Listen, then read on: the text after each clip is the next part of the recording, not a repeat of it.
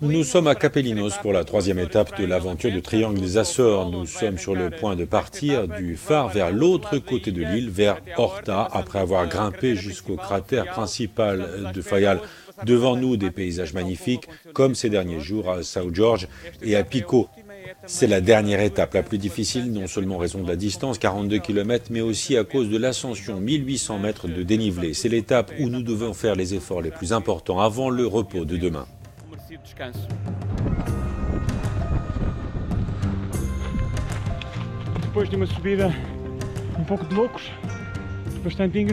Après une montée très raide et épuisante, nous avons atteint le cratère du volcan de la Caldeira, le volcan principal de l'île du Fayal.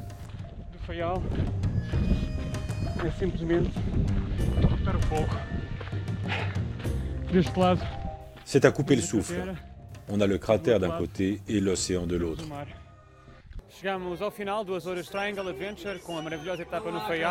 Nous avons terminé l'aventure du triangle des Açores après la merveilleuse étape de l'île du Fayal, une étape remportée par la Suédoise Fanny Björkström.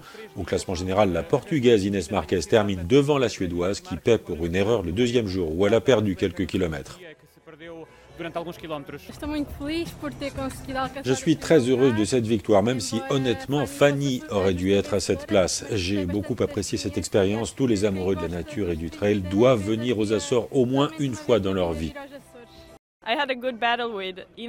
Nous nous sommes bien battus avec Inès. Elle m'a poussé au début. Elle mérite sa victoire. Il faut trouver sa voie sur une course. Nous avons eu 3 jours d'aventure sur les îles de Pico, de São Jorge et du Fayal, 100 km de distance et 6000 mètres dénivelé, une aventure suivie de l'intérieur pour Euronews.